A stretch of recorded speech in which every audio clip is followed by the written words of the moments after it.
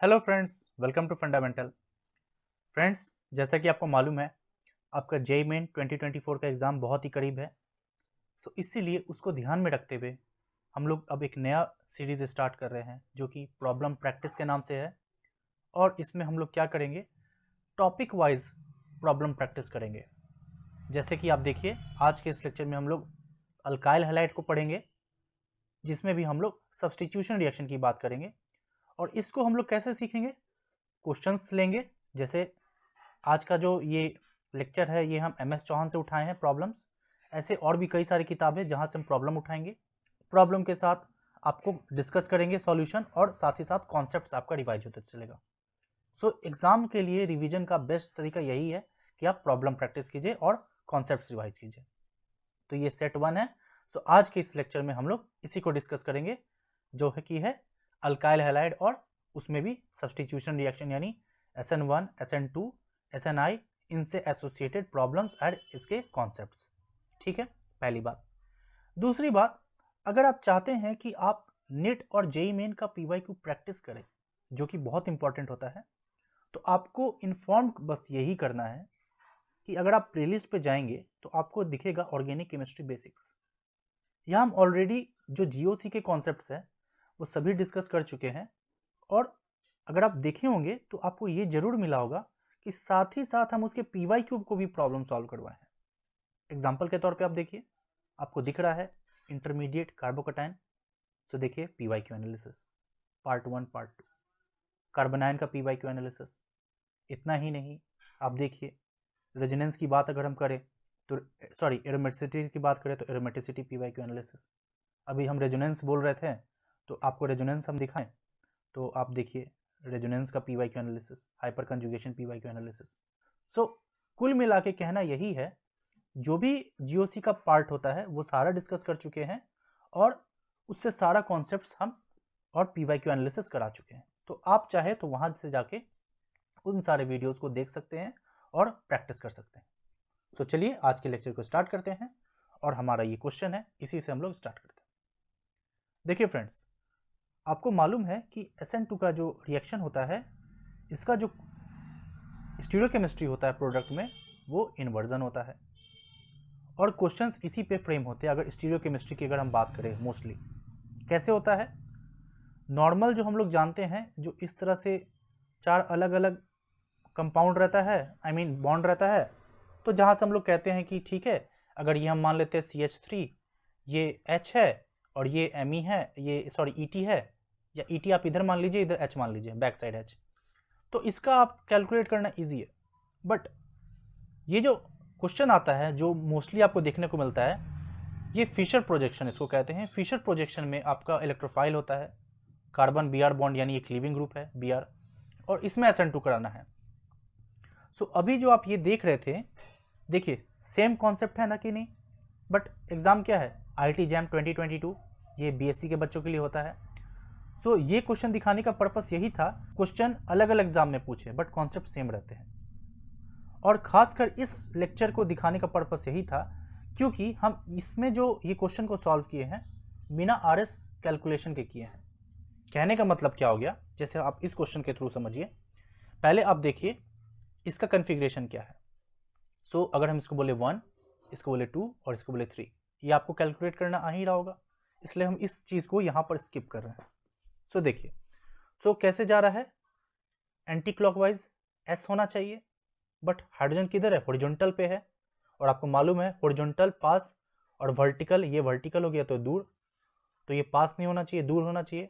सो ये बन रहा है S, तो ये क्या हो जाएगा, इसका कन्फिग्रेशन R। सो हमारा जो प्रोडक्ट में होना चाहिए उसका कन्फिग्रेशन क्या होना चाहिए, S।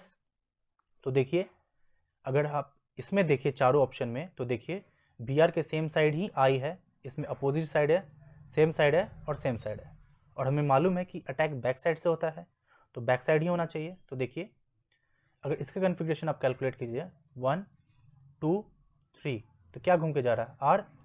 But once again hydrogen पास है, तो इसलिए उसका उल्टा हो जाएगा S। तो क्या हो गया, R से S हुआ कि नहीं। सो SN2 का प्रोडक्ट बना, सो यही हमारा आंसर हो गया।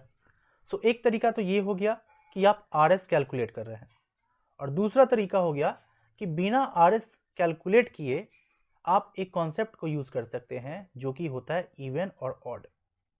कहने का मतलब क्या हो गया कि अगर आप इसी एग्जांपल में देखिए, इसको एक बार हम इरेज कर देते हैं।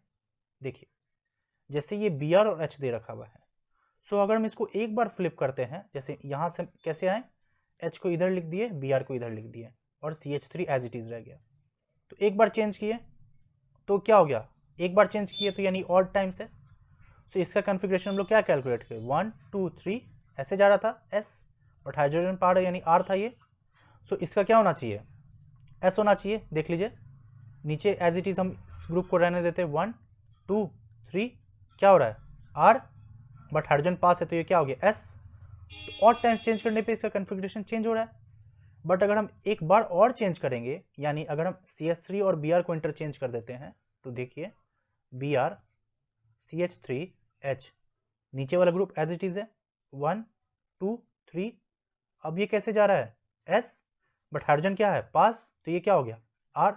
तो कॉन्फ़िगरेशन क्या देखिए R था पहले और अभी भी R है। तो ये हम सेकंड टाइम्स चेंज किए हैं। तो फर्स्ट टाइम चेंज करें तो ऑड हो गया, दूसरी बार चेंज किए तो क्या हो गया इवन टाइम्स। तो कॉन्सेप्ट यही है, अगर आप इवन टाइम्स चेंज करते हैं तो कॉन्फ़िगरेशन में कोई चेंज नहीं आता है, यानी शुरू में R था तो बाद में भी R रहा। बट अगर आप और टाइम्स चेंज करते हैं तो कॉन्फ़िगरेशन चेंज हो जाता है, शुरू में R था तो अभी ये S हो गया। ये हम ये इसलिए बता रहे हैं क्योंकि इसकी मदद से क्वेश्चन को आप इजीली सॉल्व कर सकते हैं बिना RS कैलकुलेट किए हुए। और इसी बात का सबूत है यही क्वेश्चन। इस प्रॉब्लम में हम उस इवन ऑड को अच्छे से डिस्कस किए, तो आप प्लीज़ देखना चाहे तो उस वीडियो को देख सकते हैं। सो चलिए अब नेक्स्ट प्रॉब्लम की बात करते हैं। यहाँ पर देखिए वंस अगेन क्या बताना है आपको, ये दिख रहा है साफ साफ कि NaI है, एसीटोन है, यानी SN2 जाएगा। और SN2 में वंस अगेन क्या करना है हमें, इन्वर्जन। तो देखिए कैसा क्वेश्चन आया अगेन स्टीरियोकेमिस्ट्री पे, इधर फिशर प्रोजेक्शन दे दिया, इधर एक साइक्लिक मॉलिक्यूल दे दिया, और बट क्वेश्चन अभी भी SN2 ही है, इन्वर्जन है। तो देखिए अब इसमें बस आपको एक चीज़ और कॉन्सेप्ट सीखना है, फ्लोरीन और ब्रोमीन में से अच्छा लिविंग ग्रुप कौन सा है, ब्रोमीन है कि नहीं। तो इसका मतलब फ्लोरीन रहेगा मॉलिक्यूल में, तो देखिए इसी दोनों ऑप्शन में फ्लोरीन है, इन दोनों में नहीं, यानी ये ऑप्शन गलत। अब ब्रोमीन के जगह आयोडीन आएगा, तो देखिए सेम साइड अगर आयोडीन है तो रिटेंशन, अपोजिट साइड से आ गया यानी इन्वर्जन, है कि नहीं। सेम चीज़ था कि नहीं, BR के सेम साइड आयोडीन है, आयोडीन है, आयोडीन है, रिटेंशन हो रहा था, बट अपोजिट साइड था इसी में इन्वर्जन। सिमिलरली आप इसको भी सॉल्व कर सकते हैं। यहाँ पर भी देखिए Cl के सेम साइड है, रिटेंशन गलत। इसमें क्या किया है, Cl तो रह गया है, तो ये ऑप्शन तो खैर फालतू ऑप्शन है, ये होना भी नहीं चाहिए इस तरह से। न्यूक्लियोफाइल आपका SPH है, तो SPH इसी दोनों में है। मतलब आप ये समझिए ऑप्शन आपके एग्जाम में ऐसे नहीं देगा कि आपको क्लोरीन रह गया, ये किसी को भी मालूम है कि क्लोरीन एक लिविंग ग्रुप है तो वही निकलेगा, इसलिए ये दोनों ऑप्शन फालतू ऑप्शन है। बट सीखना बस यही है कि Cl के सेम साइड था तो रिटेंशन, अपोजिट साइड चला गया तो इन्वर्जन। अब आइए इस प्रॉब्लम को सॉल्व करते हैं। इसमें देखिए वंस अगेन हमारा न्यूक्लियोफाइल क्या है, SH है, पहली बात। सो अगर आप इसको देखिए ध्यान से, यहाँ से हमें क्या कराना है, SN2। सो अगर आप ऑप्शंस में देखिए ध्यान से, तो देखिए SH आयोडीन के साथ आ जा रहा है और ये वाला एज इट इज़ है, यानी ये ऑप्शन गलत हो गया। ये तो फालतू ऑप्शन ही आप समझ रहे हैं, बिकॉज आयोडीन की जगह SH आएगा, ना कि हाइड्रोजन की जगह SH आएगा। अब बस इन दोनों में देखना क्या है, देखिए ध्यान से, यहाँ हाइड्रोजन है और यहाँ SH है। कहने का मतलब क्या हो गया, अगर आप यहाँ से समझने की कोशिश कीजिए, पहले हम ऑप्शन C को देखते हैं, तो क्या हुआ होगा, हाइड्रोजन यहाँ है, यानी अगर हम एक बार इंटरचेंज करते हैं हाइड्रोजन और आयोडीन को, और ये Me हो गया, तो ऑलरेडी हम एक बार इंटरचेंज कर चुके हैं, यानी और टाइम्स। अब यहाँ से यहाँ कैसे पॉसिबल हुआ होगा, SH माइनस आया होगा, अटैक किया होगा, तो SH अटैक करेगा तो देखिए SH बैक साइड आ गया, Me इस साइड आ गया। तो एक बार चेंज किए और ये दूसरी बार चेंज किए, सेकेंड टाइम, तो आपका कॉन्फ़िगरेशन सेम होना चाहिए। देख लीजिए कैसे, इसका क्या है 1 2 3, क्या हो रहा है R, बट हाइड्रोजन पास में तो क्या हो गया S। यहाँ पे आइए, नीचे वाला एज इट इज 1 2 3, क्या जा रहा है R, बिकॉज हॉरिजॉन्टल पे नहीं है हाइड्रोजन, वर्टिकल पे है। तो देखिए S से R हुआ कि नहीं, कैसे पॉसिबल हुआ, बिकॉज हम एक बार इंटरचेंज किए। और सिंस यहाँ से जो अब रिएक्शन जा रहा है SN2 जा रहा है, तो ऑब्वियस ही बात है इन्वर्जन होना चाहिए। तो देखिए इसका कन्फिग्रेशन 1 2 3 कैसे जा रहा है S, सो S था और S से S रह गया। इट मीन्स क्या हुआ, एक बार चेंज, दो बार चेंज हो गया इवेंट टाइम्स। सो इसलिए क्या हो गया, इवेंट टाइम्स चेंज रहा तो कोई चेंज नहीं हुआ। बट आप ऑप्शन डी में देखिए आई की जगह SH ही आया है, यानी उससे कोई फर्क नहीं पड़ा, रिटेंशन होना चाहिए। बट ME और H का पोजीशन देखिए और इस केस में MEH का देखिए, ये एक बार इंटरचेंज हो चुका है। इसका मतलब ये रहा कि एक बार इंटरचेंज होने के कारण ये इसका कॉन्फ़िगरेशन चेंज हो गया होगा, इसलिए ऑड टाइम्स चेंज हुआ इसमें, इसलिए इसका आंसर डी हो गया। सो हम आपसे कुल मिला के यही कहना चाह रहे हैं, आप इवन और ऑड की मदद से सॉल्व कर सकते हैं। अगर आपको समझ में आ रहा है तो अच्छी बात है, और अगर आपको थोड़ा भी डाउट हो रहा है तो आई विल रिकमेंड कि आप इवन ऑड पे मत जाइए, आप RS पे ही जाइए, वो आपके लिए बेटर रहेगा। ठीक है, चलिए अब बात करते हैं, हम लोग SN2 देख लिए। अब देखिए SNI का बहुत ही फेमस क्वेश्चन आता है, देखिए ध्यान से। जब कभी भी SOCl2 दिया रहता है तो ये दो तरह से क्वेश्चन बन सकता है। पहला ये बनता है कि कौन सा 4 रिएजेंट दे देगा जिसमें एक SOCl2 रहेगा, बाकी 3 अदर रिएजेंट दे देगा, और कहेगा कौन सा reagent is good at performing a substitution reaction, यानी एक अल्काइल हैलाइड बनाने के लिए कौन सा बेहतर होगा। तो ये NCERT में आपको साफ साफ दे रखा हुआ है। देखिए गैस निकल रहा है दोनों ही, इसीलिए इस केस में क्या है, प्यूरिफिकेशन आसान हो जाता है, बिकॉज दोनों गैस बन के निकल गया तो आपके रिएक्शन मिक्सचर में सिर्फ यही बचा, इसलिए ये रिएजेंट बेस्ट होता है। और इससे दूसरा क्वेश्चन ये बनता है कि ये कौन सा मैकेनिज्म फॉलो करता है। सिर्फ और सिर्फ SOCl2 दे रखा हुआ है तो SNI जाता है, और SNI से मतलब हो जाता है रिटेंशन, यानी जिस साइड OH लगा है उसी साइड Cl आएगा। बट अगर साथ में अगर पिरिडिन दे देगा तो रिटेंशन के जगह यहाँ इन्वर्जन हो जाता है, तो जो कि SN2 मैकेनिज्म हो जाता है। क्लियर है? सो बस एक बेसिक सा चीज यही था, यही आपको बताना था। यहाँ देखिए rearrangement is possible because carbocation बनता है, तो ठीक है 1 is true। Rate is affected by polarity of the solvent, ये आपको भले अभी नहीं पढ़ा है न्यूक्लियोफिलिक सब्स्टिट्यूशन वाला प्लेलिस्ट में, बट पोलरिटी पे बहुत असर पड़ता है, ये भी ट्रू है। बट ध्यान दीजिए पूछ रहा है नॉट करेक्ट, और बहुत बड़े एग्जाम में ऐसे ही क्वेश्चन फ्रेम होते हैं। तो नॉट करेक्ट में यानी ऑप्शन A 1 नहीं होगा और 2 नहीं होगा, बट फिर भी हमें सीखना है तो हम लोग सीखते जाते हैं। Strength of nucleophile is important in determining rate, गलत। आप जानते हैं SN1 में न्यूक्लियोफाइल का कोई रोल नहीं होता है, क्योंकि रेट पे अफेक्ट नहीं करता है, इसलिए ये ऑप्शन गलत हो गया। इसलिए नॉट करेक्ट पूछ रहा है तो ऑप्शन 3 तो होना ही चाहिए, तो 3 है। और reactivity series is tertiary secondary primary, ये भी सही है, बिकॉज कार्बोकेटाइन के कारण है, और इसमें इन्वर्जन नहीं रिटेंशन होता है, इसलिए ऑप्शन 5 भी गलत। तो हमें नॉट करेक्ट पूछ रहा है, नॉट करेक्ट यानी 3 और 5, इसलिए option A is the correct answer. Clear हो गया? देखिए ये क्वेश्चन बहुत बेसिक है, ये हम इसलिए उठाए हैं क्योंकि कई बार आपका थ्योरेटिकल पॉइंट ऑफ व्यू से भी क्वेश्चन आ जाता है। ये भले आपको ऑर्गेनिक में नहीं पूछे बट केमिकल काइनेटिक्स में पूछ देगा। क्या कह रहा है, इस एनर्जी प्रोफाइल डायग्राम में हमें बताना है रेट डिटरमाइनिंग स्टेप कौन सा है। आप जानते हैं जितना ज़्यादा एक्टिवेशन एनर्जी उतना ज़्यादा रेट डिटरमाइनिंग स्टेप। तो देखिए A से जब B जा रहा है इसका एक्टिवेशन एनर्जी ये है, B से C जा रहा है तो इसका एक्टिवेशन एनर्जी ये है, और C से D जा रहा है तो इसका एक्टिवेशन एनर्जी ये है। साफ साफ दिख रहा है A से B सबसे ज़्यादा है, इसलिए ये RDS होगा, यानी rate determining step, option A to B यानी ऑप्शन A। इधर आइए, SN2 कराना है। पहली बात न्यूक्लियोफाइल क्या हो गया मेरा Br माइनस, और आप ध्यान दीजिए यहाँ DMSO दे रखा हुआ है। DMSO आपका होता है एक नॉन पोलर, या आप बोल सकते हैं नॉन पोलर प्रोटिक सॉल्वेंट या नॉन पोलर एप्रोटिक सॉल्वेंट, दो तरह के सॉल्वेंट होते हैं, तो ये उनमें से आता है। सो यहाँ पर हमें SN2 कराना है, बस हमें ये चेक करना है कि SN2 किधर कराएगा। देखिए ये क्या है 3 डिग्री है, ये 1 डिग्री है, हमें मालूम है 1 डिग्री पे बेहतर होता है। सो Br 3 डिग्री पे तो नहीं होगा, गलत गलत।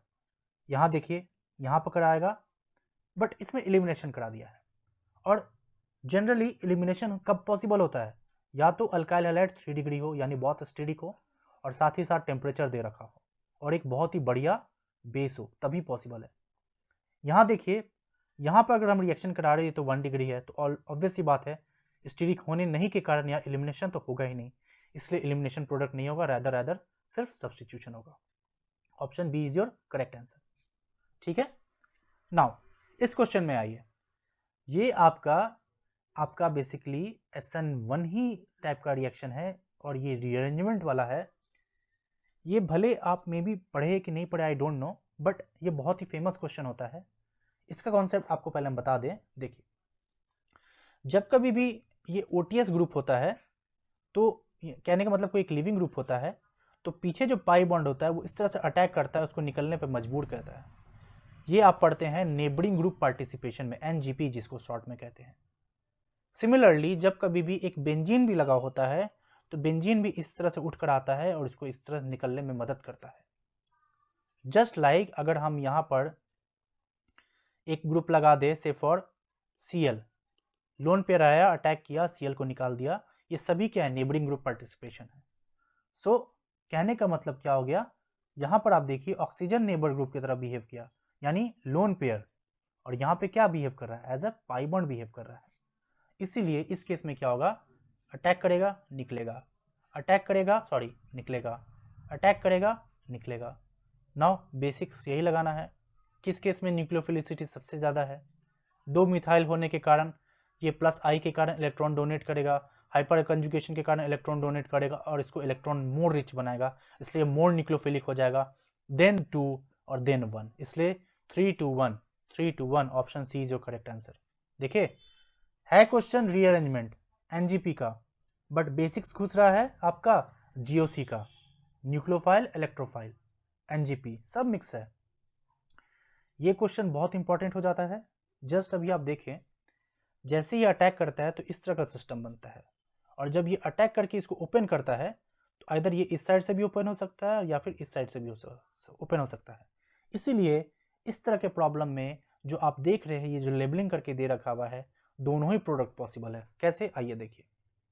यहाँ पर अगर आप ये बनाएंगे इस तरह से, तो आपको इतना तो साफ साफ दिख रहा है, जस्ट बताएं, ये गोल गोल ऐसे रहने दीजिए, और आप इस तरह से ड्रॉ करेंगे, जो कि आपको इधर था, देखिए यहाँ था, और पॉजिटिव इधर आएगा, बिकॉज अगर आप इसको तोड़ेंगे तो माइनस यहाँ, पॉजिटिव यहाँ, सेम चीज़ यहाँ भी है, यहाँ पे भी हुआ, बिकॉज अगर आप यहाँ पाई बॉन्ड को तोड़ेंगे तो माइनस इधर प्लस इधर, सॉरी यहीं पे करते हैं, माइनस इधर प्लस इधर, ये अटैक करेगा तभी तो निकलेगा, इसलिए यहाँ पॉजिटिव आ गया। अब यहाँ पर जो एक न्यूक्लियोफाइल है, न्यूक्लियोफाइल अगर यहाँ अटैक करेगा तो देखिए ध्यान से, ये वाला बॉन्ड अगर हम तोड़ते हैं तो क्या फॉर्म करेगा मेरा, और ध्यान से ऑब्जर्व कीजिए, एज इट इज रह गया गोला, देन स्क्वायर, देन न्यूक्लियोफाइल। ये ऑप्शन आपको बी में दे रखा हुआ है। लेकिन अगर हम यहाँ पर न्यूक्लियोफाइल यहाँ अटैक करता है तो देखिए ये बॉन्ड टूटेगा, ध्यान से देखिए।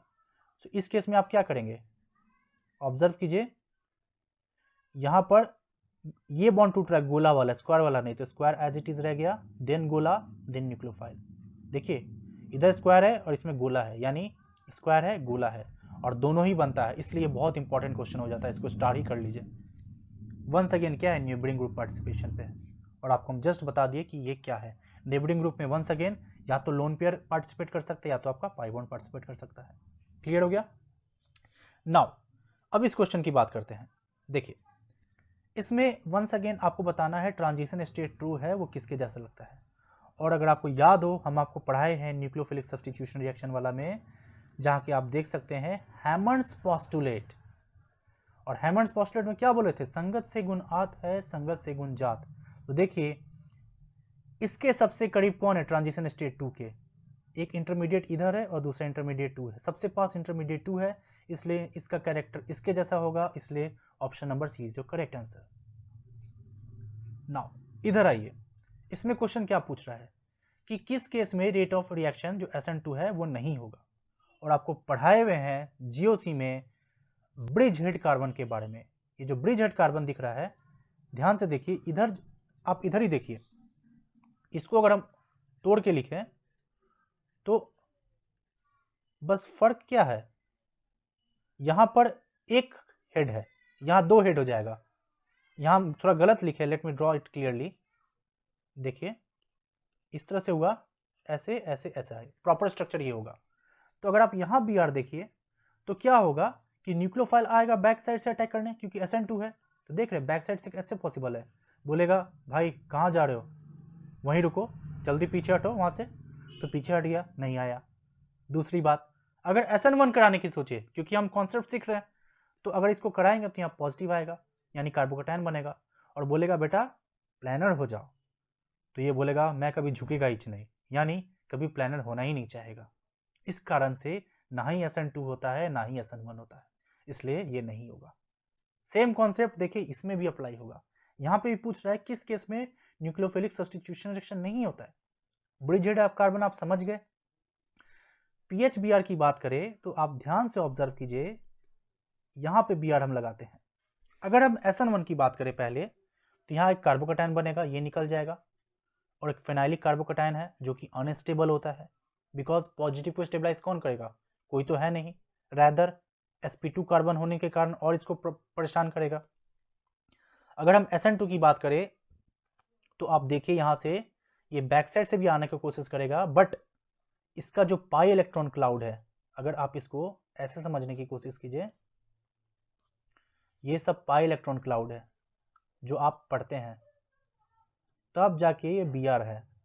ऐसे आपस में सब, और न्यूक्लियोफाइल आएगा कि टेन ऐसे जाने की कोशिश करेगा, बोलेगा कहाँ जा रहे हो, पीछे हटो, फिर से नहीं आने देगा। दूसरा रीजन आप ऐसे भी सोच सकते हैं, बिकॉज ये जो Br होता है, आप रेजोनेंस में पढ़े होंगे, तो Br ऐसे अगर रेजोनेटिंग स्ट्रक्चर पॉसिबल करता है तो यहाँ पार्शियल डबल बॉन्ड कैरेक्टर होता है, इस कारण से ये बॉन्ड टूटता नहीं है। पहली बात, बॉन्ड टूटना नहीं चाहेगा, टूट भी रहा है, अगर SN1 जा रहा है तो कार्बोकैटायन बनेगा अनस्टेबल, SN2 करने की कोशिश कर रहा है, पाई इलेक्ट्रॉन क्लाउड इसको जाने नहीं देगा, इस कारण से ये भी नहीं हुआ, इसलिए ये भी पॉसिबल नहीं है। और ये तो बिल्कुल ही नहीं होता, इसको याद ही कर लीजिए तो बेहतर है। पहली बात, SN1 होगा नहीं बिकॉज प्राइमरी कार्बोकैटायन बनेगा, और रीअरेंजमेंट की आप सोचिए नहीं, बिकॉज क्वेश्चन अगर देता है तो पूछता है कि कौन सा आंसर पॉसिबल है, तब हम देखते हैं कि SN1 में रीअरेंजमेंट के थ्रू जा सकता है। लेकिन डायरेक्ट पूछ रहा है पॉसिबल है कि नहीं है, यानी कौन सा सब्स्टिट्यूशन होगा या नहीं होगा, उस केस में हमें रीअरेंजमेंट में नहीं देखना है, तो इस हिसाब से SN1 तो हुआ नहीं क्योंकि प्राइमरी है। वंस अगेन SN2 के लिए बैक साइड से आना पड़ेगा, पीछे इतना बड़ा बल्कि ग्रुप है, पॉसिबल ही नहीं है, इसलिए सब्स्टिट्यूशन होगा नहीं, इसलिए इसका आंसर डी हो जाता है। ये क्वेश्चन और ये क्वेश्चन बहुत इंपॉर्टेंट है और बहुत ही बेसिक्स है। सिमिलरली आप इधर भी देखिए, NaCN है, SN2 की बात कर रहा है, सो 1 डिग्री इसमें होगा, 2 डिग्री ना, 1 डिग्री बट यहाँ 3 डिग्री ना, बट यहाँ देखिए 1 डिग्री के बगल वाले कार्बन पे कोई बल्कीनेस नहीं है, 1 डिग्री के बगल वाले कार्बन पे बल्कीनेस है, इसलिए सी नहीं होगा, ए होगा। SN1 बताना है, बना देंगे, क्या करें, carbocation carbocation carbocation, resonance stabilise सबसे ज़्यादा 2, ऑप्शन ए गलत, ऑप्शन डी गलत, 2 के बाद 3 बिकॉज 2 डिग्री कार्बोकैटायन, और 1 में 1 डिग्री, तो 2 3 1 2 3 1, ऑप्शन बी इज जो करेक्ट आंसर। क्लियर हो गया।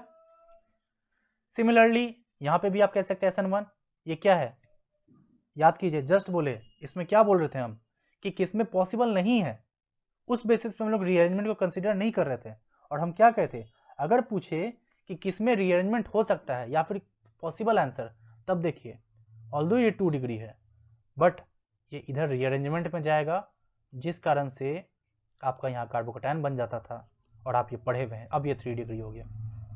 SN1 पॉसिबल, लाइकवाइज यहाँ पे भी होगा, कार्बोकैटायन निकला और यहाँ पे हाइड्राइड शिफ्ट होगा तो कार्बोकैटायन यहाँ बन जाता है, यहाँ पे भी पॉजिटिव बट हाइड्राइड शिफ्ट होकर कार्बोकैटायन यहाँ बन जाएगा और रेजोनेंस स्टेबलाइज हो जाएगा, इसलिए option D is your correct answer. So I believe this question में और इस क्वेश्चन में आपको डिफरेंसेस क्लियर हो गए होंगे। लाइकवाइज यहाँ पर भी आइए, SN2 में क्वेश्चन बता रहा है कि किस पूछ रहा है किस केस में बढ़िया SN2 होगा। देखिए कॉमन क्या है, सभी में Cl है, लिविंग ग्रुप सेम है, जस्ट पैरा पोजीशन पे ग्रुप वैरी कर रहा है, और हमें मालूम है यहाँ कॉन्सेप्ट क्या लगेगा, न्यूक्लियोफाइल इलेक्ट्रोफाइल का बेसिक्स, जस्ट बेसिक्स। जितना बढ़िया डेल पॉजिटिव चार्ज होगा, यानी जितना बढ़िया इलेक्ट्रोफाइल होगा, उतना ज़्यादा अच्छा अटैक होगा, बिकॉज उतना जल्दी बॉन्ड क्लीव होगा। तो देखिए चारों में इलेक्ट्रॉन खींचने वाला ग्रुप यही है NO2, तो इलेक्ट्रॉन खींचेगा, more and more delta positive character will be developed here.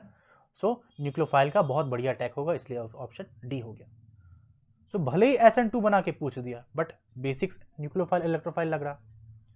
And ये आज के इस लेक्चर का आखिरी क्वेश्चन है, इसमें आपको यही बताना है कि एनर्जी प्रोफाइल डायग्राम। अब आप सोच रहे होंगे पहली बात कि ये आपको साफ साफ दिख रहा है, ये 3 डिग्री है यानी SN1 होगा, इसलिए इसमें इंटरमीडिएट तो बनेगा ही। बट अब इसमें आपको यही ध्यान देना है कि ये 2 वाला बनेगा या 3 वाला बनेगा, क्योंकि बहुत कॉमन डाउट होता है। अगर आपको याद हो, आपको हम न्यूक्लियोफिलिक सब्स्टिट्यूशन रिएक्शन पढ़ा रहे थे, तो वहां हम बताए थे अगर न्यूक्लियोफाइल आपका न्यूट्रल मॉलिक्यूल होता है, उस केस में क्या होता है, जब न्यूक्लियोफाइल अटैक करता था तो पॉजिटिव चार्ज डेवलप करता है।